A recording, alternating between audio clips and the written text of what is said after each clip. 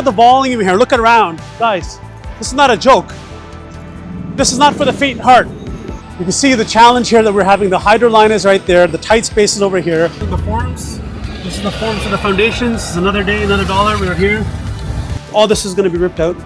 All this concrete's going. Look at how cold it is, guys. Even the porta potty's got its own jacket. Conveyor belt on and it kind of gets rid of all the gravel from inside the truck. So it had a full load of gravel. Guys, we're back at this project again. As you guys noticed, the framing is up now. We're just waiting for the trusses to come in and we can put on the roof. Everything is ready to go. The framing took us about, say, 3 weeks to get to this stage. There's a lot of technicalities in this framing. There's a lot of metal members that are going in here, a lot of columns, a lot of steel.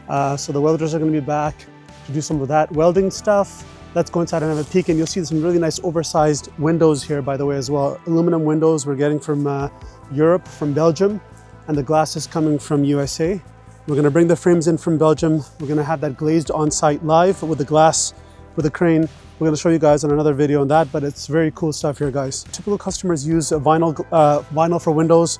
Vinyl is a lot more cost effective, but this client opted for the nicer stuff, the European stuff. In fact, there's another product available in the market as well. It's fiberglass. So if you're looking for something that has the same look and character as, say, for example, aluminum, you can go with a fiberglass product. Fiberglass windows are also better for the insulation as well for these cold Canadian climates. So the vinyl is the cheapest and it has certain limitations in terms of the size that you can get, whereas the fiberglass, you can get like the large sizes, the large formats, because they re-engineer it to make it stronger and sturdier. So you can get the big glass here with fiberglass as well. So for this kind of a project, the only option they really had to choose was fiberglass, local made, Canadian made, or go with the European product for the aluminum. So they chose aluminum here. So here, guys, one more cool, unique feature about this project is that it's got a suspended garage slab.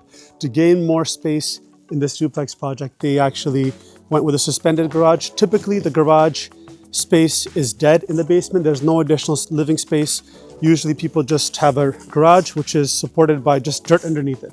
But here, this slab is going to be suspended. It's going to be floating. And then underneath, we're creating more living space in this project to gain more square footage.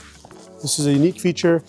All this steel is there to design to kind of hold the weights of the cars. So when you park two cars up here, it can handle the load. It's not going to collapse or the cars are going to fall on top of you while you're living in that little space underneath the garage. Since it's cold, we've already got our winter heats here. We're going to set this all up. We've got propane tanks outside as well. So this is all going to be functioning very soon. We're going to, seal up the home. We're going to board up the entrance and or put some sort of a Tyvek. And also we're going to seal up the whole space here so that way we can warm up the place a little bit and keep everything, nice and toasty inside. In winter time, when you're doing construction, you have to use temporary heats. You cannot, it's hard for workers to work. So this section here, it's kind of designed in a way in which we've got more height here. So the kitchen's gonna go over there. The living area is gonna be over here. We've got over 10 feet of height over here. And that was achieved by stepping down a level, basically.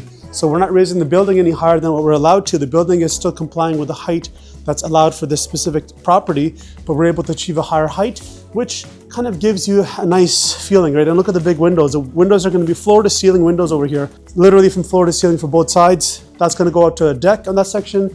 And over there on that section we were at earlier, that was just above the garage. This specific project is catered towards more of the luxury side.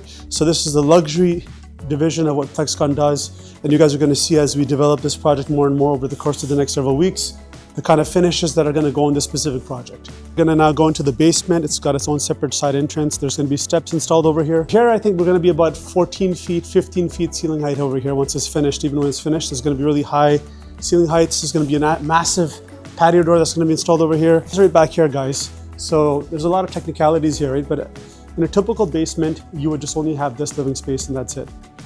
But here, we were able to achieve a lot more because this goes all that section over there, which we're not going to step on right now, is all over extra square footage, and that's all beneath the suspended garage slab over there. All right, guys, we're heading off to our next job site, which is only 2 minutes from this duplex. Freezing, man, really cold. So we're here at one of our projects that we showed you guys several weeks ago. Demolition is more or less, as you guys can see, complete. Got a lot of waste over here that we're going to throw out once the dirt is removed from the front.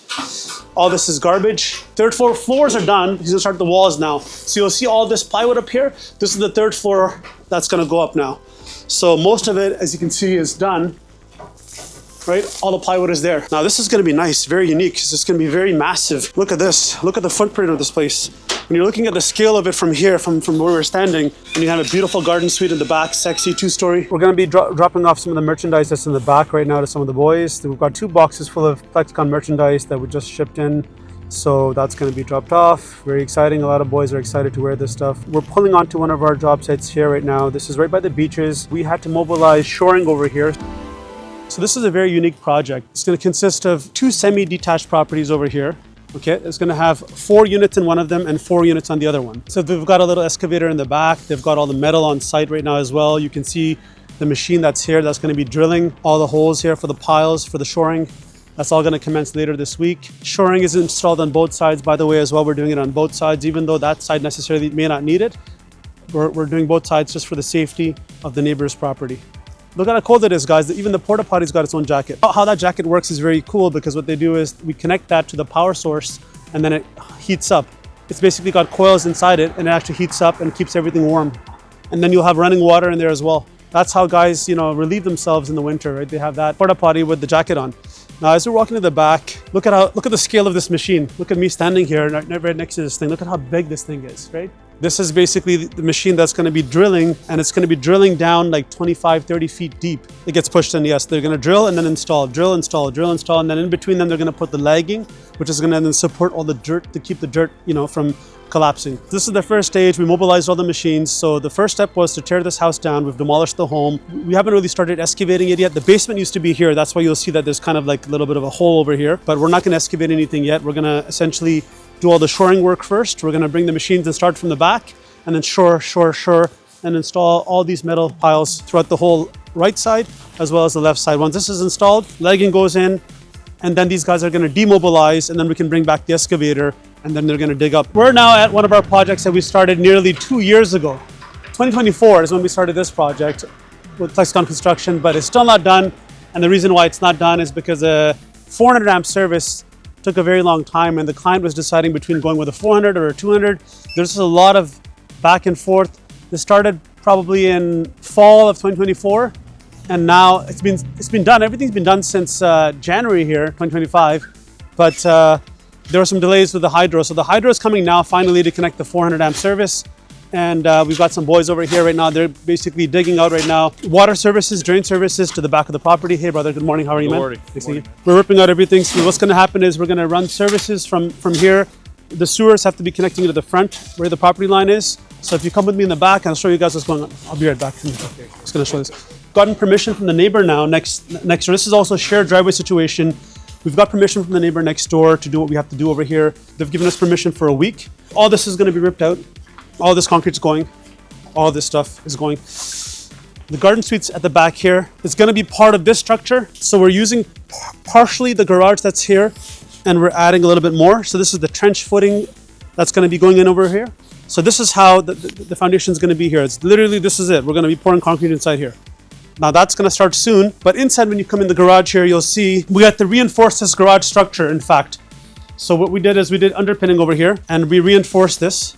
This has been inspected throughout the way with the engineers. They've been inspecting it all the way. It's looking great. We have, I think, one more stage here to go for the underpinning, and then we'll be done pouring over here. This is kind of attached to the neighbor's garage next door. As you guys can see from here, you'll see the opening. This whole roof connects to the neighbor's house.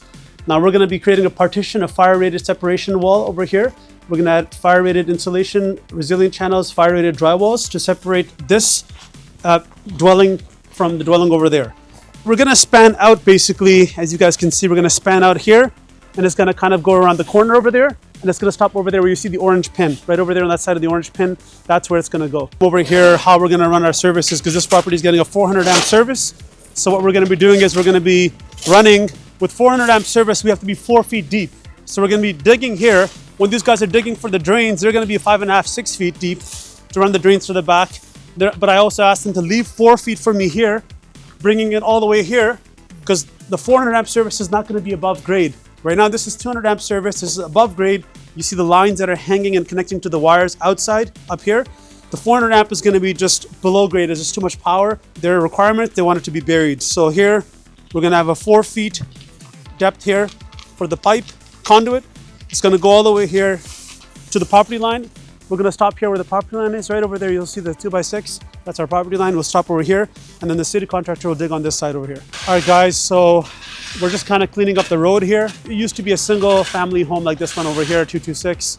It was a bungalow, exactly the same look as what you see on the left side. We've chopped off the roof, as we always do at plexcon construction, and we've kind of added on 2 more stories on top over here. It's all metal framing inside, and you'll see on the side of the property, we've already started the blue skin process over here. Blue skin is basically a membrane that you add on top of the sheeting. It gives you better waterproofing. Sometimes, clients, they go for just the Tyvek, which is a lot cheaper. It's also another form of, protecting the exterior sheeting from water penetration.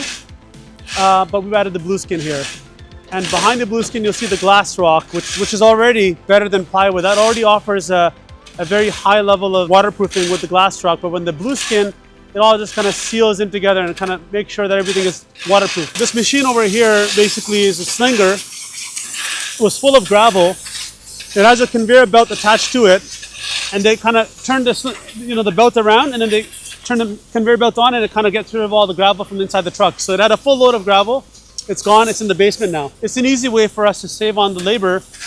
Instead of taking wheelbarrows from back in the days, you used to have a dump truck to kind of just, we still do that some places, because if it's a tight space, you can't always use this conveyor belt. You have to go with a regular dump. But in our situation here, we had enough space. We did the conveyor belt with this stone slinger. And the boys are here now making sure everything is good. Now, when you go into the basement, all the plumbing is done, all the inspections are passed.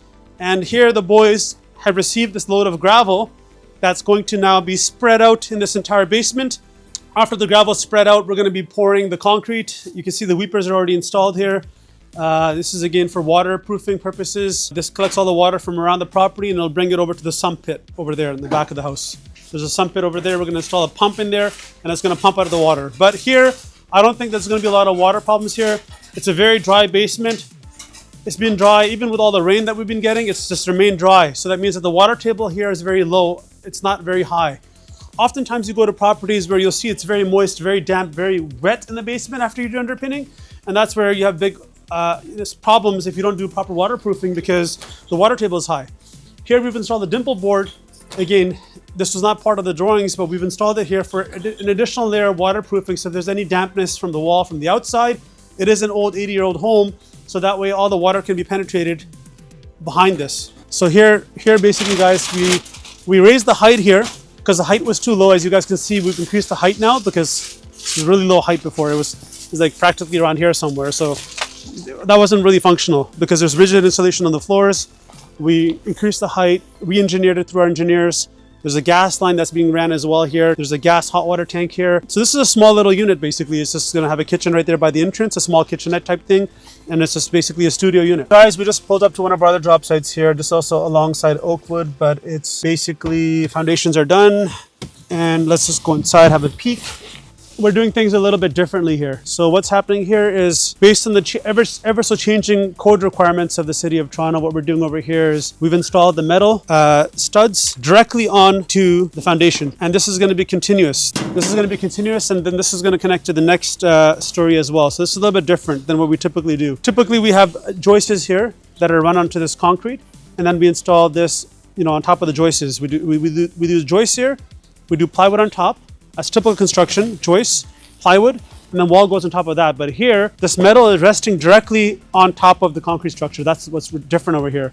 So we have to build the structure out first, and then we do the floors after. It's the opposite basically. So the floors are getting done after. So now carpenters are waiting for some material that's supposed to be coming in from the vendor. Once that arrives, they're gonna begin. What's gonna happen is we're gonna build the walls, then we're gonna install the joists on top, and then we're gonna install resilient channels and 2 sheets of 5/8 drywall, fire-rated drywall in all the locations where the partition walls are gonna go. So typically in the past, we would just, do the partitions and then run resilient channels, but now here, we need full separation between this unit and the second floor unit and the second floor to the third floor. So we have to literally go with this manner. So this bracing is installed to keep things sturdy, to keep the walls more secure. When you have interior partition walls, they kind of tie into your walls on the outside that you can see here. And it kind of indirectly also provides more support the wall is not going to move through, heavy wind situations. But right now here, we cannot do the interior partitions. That's why we're bracing it the way we are right now. For fire separation purposes, we're not using, the wood. We're using metal studs, heavy gauge metal for structural. To get the fire requirements, we couldn't go with wood because, wood can catch on fire. But this thing here is not going to catch on fire as easily, and it's not going to melt unless it's like, so this is going to give you a lot more fire rating, fireproof versus wood. The forms. This is the forms for the foundations. It's another day, another dollar. We're here. This is day 2. We're back. Now we're actually offloading the forms. Last time in the last video, you guys saw that we had poured the footings for the addition as well as the garden suite. Now today we are delivering the forms. Again, very tight situation as you guys are about to see. Look at the volume here. Look around, guys. This is not a joke. This is not for the faint heart. So here, if you look above, right above there, there's our crane operator who's offloading the forms.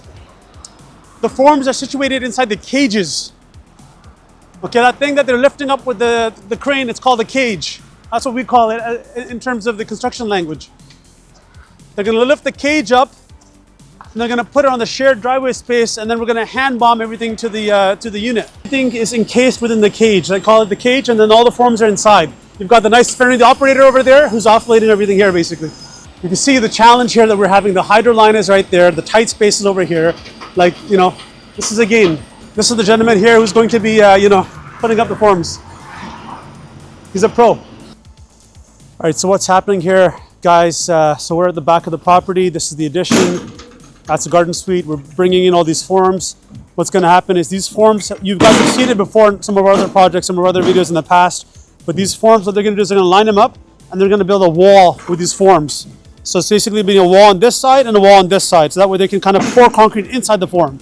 That's essentially what they're doing. Really, as simple as that. It may seem complicated, but really, as you see the next videos as they come along, and you've seen them in the past, they're going to line up a row right here on the outer edge and one on the inner edge, and pour concrete inside. We put rebars, a lot of rebar inside as for the designs, and pour concrete.